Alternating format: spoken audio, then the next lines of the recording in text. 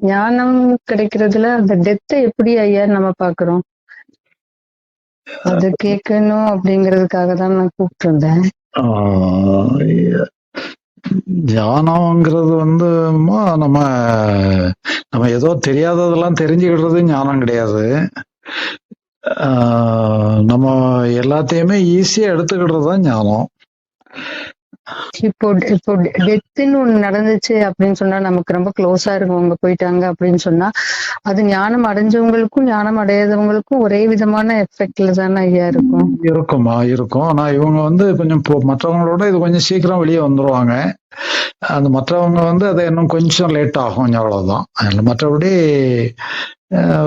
அதையே நினைச்சு இது பண்ணிட்டே இருக்க கொஞ்சம் அதிகமாயிட்டு இருக்கிற மாதிரி தெரியும்.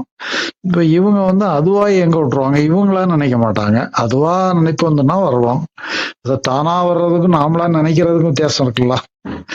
இவங்க தரப்புல ஒரு வேலை ரொம்ப குறைவா இருக்கும். ஒரு சராசரி மனிதர்களுக்கு வந்து அவங்களே அதை திருப்பி வேணும்னே நினைச்சு கொஞ்சம் அதிகப்படுத்திக்கிட்டே இருப்பாங்க.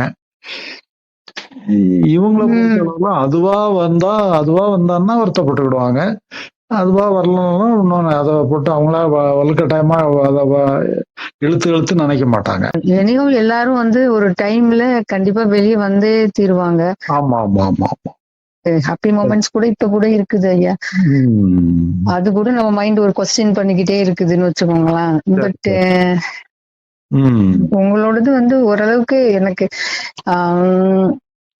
அன்னைக்கெல்லாம் எனக்கு ஓரளவுக்கு ரொம்ப ஒரு ஸ்ட்ராங்கா இந்த மாதிரி இருந்துச்சு. நான் ரொம்ப கூட எனக்கு பெருசா எனக்கு அப்படி சட்டுன்னு என்னால அக்செப்ட் பண்ண முடிஞ்சிச்சு அந்த லாஸ.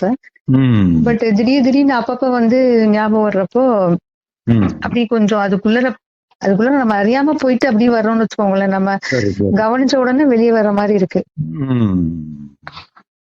சரி, எல்லாமே கரெக்ட் தான்மா. நீங்க அது ஒண்ணும் தப்பு கிடையாது. எப்படினாலும் கரெக்ட் தான். நீங்க கூட கொஞ்ச நேரம் வெளியே வந்தாலும் சரி, கூட கொஞ்ச நேரம் அங்க தங்கி இருந்தாலும் சரி, கொஞ்சம் வெளியே சீக்கிரம் வெளியே வந்தாலும் சரி, எல்லாமே கரெக்ட்ன்ட்டு எடுத்துக்கிடுங்க. இப்ப நீங்க அதெல்லாம் யோசிக்க வேண்டாம். ஒரு 1 year கழிச்சு அதுக்கப்புறம் என்னங்கிறத பாத்துக்கலாம்.